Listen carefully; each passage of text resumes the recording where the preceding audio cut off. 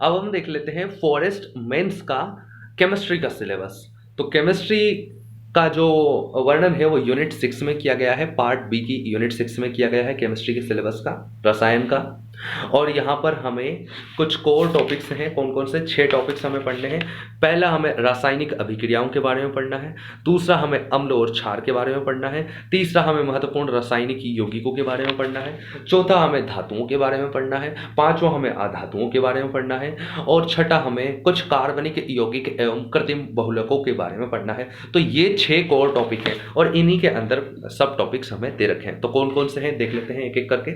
तो रासायनिक अभिक्रिया में हमें क्या क्या पढ़ना है। तो रासायनिक अभिक्रिया की दर और रासायनिक साम्य के बारे में पढ़ना है। रासायनिक अभिक्रिया की दर और रासायनिक साम्य के बारे में पढ़ना है। रासायनिक अभिक्रिया की दर का प्रारंभिक ज्ञान हमें होना चाहिए, इन्होंने लिखा है। तीव्र एवं मंद रासायनिक अभिक्रिया क्या होती है, इनके बारे में पढ़ना है। तीव्र एवं मंद रासायनिक अभिक्रिया क्या होती है, यह पढ़ना है। उत्क्रमणीय एवं अनुत्क्रमणीय अभिक्रिया क्या होती है, यह पढ़ना है। ऊष्मा शोषी और ऊष्मा क्षेपी अभिक्रिया क्या होती है, यह हमें पढ़ना है। रासायनिक साम्य की गतिक प्रकृति के बारे में हमें पढ़ना है। तो रासायनिक अभिक्रिया में हमें ये चीजें पढ़नी है। अगला है अम्ल और क्षार। तो अम्ल और क्षार में हमें अम्ल और क्षार, इनकी परिभाषा, इनसे संबंधित कुछ अन्य चीजों को हमें पढ़ना है। इसके अलावा पीएच पैमाना, पीएच जो स्केल है उसके बारे में हमें पढ़ना है, और उससे रिलेटेड सरल आंकिक प्रश्न भी हमें देखने हैं।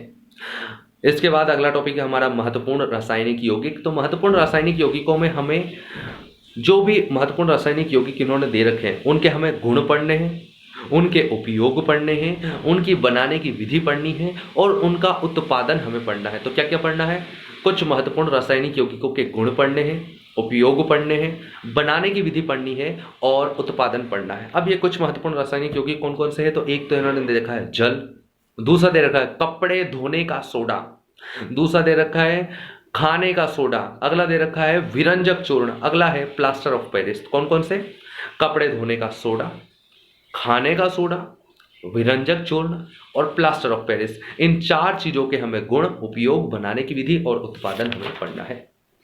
इसके अलावा कुछ भवन निर्माण संबंधी पदार्थों का निर्माण भी हमें देखना है, यानी वो बनते कैसे हैं उनके बारे में जानना है और उनके उपयोग जानने हैं। तो ये कौन कौन से, ये भी 4 दे रखे हैं इन्होंने। चूना दे रखा है, सीमेंट दे रखा है, कांच दे रखा है और इस्पात। चूना, सीमेंट, कांच और इस्पात, स्टील। अगला टॉपिक है धातुएं। तो आवर्त सारणी में धातुओं की स्थिति और उनके सामान्य गुण पढ़ने हैं। आवर्त सारणी में धातुओं की स्थिति और उनके सामान्य गुण पढ़ने हैं। धातुओं के खनिज अयस्क हमें पढ़ने हैं, यानी किस खनिज अयस्क से कौन सी धातु प्राप्त होती है। खनिज एवं अयस्क में अंतर पढ़ना है कि खनिज क्या होता है, अयस्क क्या होता है। धातु कर्म पढ़ना है, धातु कर्म क्या होता है, एक खनिज अयस्क से किस प्रकार हम एक धातु को निकालकर शुद्ध अवस्था में प्राप्त कर लेते हैं, उस प्रक्रिया को हम पूरा धातु कर्म कहते हैं। यानी धातुओं के निर्माण शुद्धिकरण की प्रक्रिया जो होती है उस धातु कर्म कहते हैं। तो इसके हर एक स्टेप हमें पढ़नी है और उन्होंने दे भी रखा है कौन कौन सी पढ़नी है। सबसे पहले हमें पढ़नी है अयस्कों का सांद्रण कैसे होता है, क्या होता है, निस्तापन क्या होता है, भर्जन क्या होता है, प्रगलन क्या होता है, शोधन क्या होता है। इन सब के बारे में हमें धातु कर्म के बारे में पढ़ना है। और 2 प्रमुख धातुएं हैं, उनके हमें धातु कर्म के बारे में यानी उनकी पूरी प्रक्रिया पढ़नी है। हमें कॉपर यानी तांबे के बारे में इसका धातु कर्म पढ़ना है। आयरन यानी लोहे के बारे में उसका धातु कर्म हमें पढ़ना है। यानी ये सारी प्रक्रिया इनमें कैसे होती है, इन 2 धातुओं में, उनके बारे में हमें पढ़ना है। इसके बाद धातुओं का संचारण पढ़ना है और मिश्र धातुओं के बारे में जानना है। अगला टॉपिक है अधातुएं। तो अधातुओं में भी वही आवर्त सारणी में इनकी स्थिति पढ़नी है और इनके सामान्य गुण पढ़ने हैं। और कुछ अधातुओं के बारे में दे रखा है, जैसे नाइट्रोजन है, हाइड्रोजन है, ऑक्सीजन है। तो N2H2O2, नाइट्रोजन, हाइड्रोजन, ऑक्सीजन, इनकी बनाने की प्रयोगशाला विधि के बारे में पढ़ना है। इनके गुण पढ़ने हैं, इनके उपयोग पढ़ने हैं। तो नाइट्रोजन, हाइड्रोजन, ऑक्सीजन की बनाने की प्रयोगशाला विधि, साथ ही साथ इनके गुण और इनके उपयोग हमें पढ़ने हैं। अगला और लास्ट टॉपिक है हमारा केमिस्ट्री का कुछ कार्बनिक यौगिक और कृत्रिम बहुलक। तो इसमें हमें कुछ महत्वपूर्ण कार्बनिक यौगिक जैसे दारू, एल्कोहल और एसिटिक एसिड, इन दोनों को बनाने की प्रयोगशाला विधि, इनके गुण और इनके उपयोग पढ़ने हैं। तो 3 चीजें पढ़नी है, प्रयोगशाला विधि पढ़नी है, इनके गुण पढ़ने हैं, इनके उपयोग पढ़ने हैं। किन किन के, एल्कोहल और एसिटिक एसिड के। वहीं कुछ सामान्य कृत्रिम बहुलक जैसे कि पॉलीथीन, पॉलीविनाइल क्लोराइड, टेफ्लॉन, साबुन और अपमार्जक, इन सभी को बनाने की विधि और उपयोग पढ़ने हैं। कौन कौन से?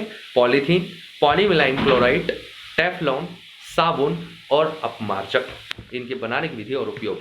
तो हमारे 6 और टॉपिक कौन कौन से हैं एक बार फिर से देख लेते हैं। तो रासायनिक अभिक्रिया के बारे में जानना है केमिस्ट्री में हमें, अम्ल और क्षार के बारे में जानना है, महत्वपूर्ण रासायनिक यौगिकों के बारे में जानना है, धातुओं के बारे में जानना है, अधातुओं के बारे में जानना है और कुछ कार्बनिक यौगिक और कृत्रिम बहुलकों के बारे में जानना है। तो ये हमारा लगभग पूरा यूनिट किसका 6 का जो सिलेबस है यानी केमिस्ट्री का सिलेबस लगभग समाप्त होता है। धन्यवाद।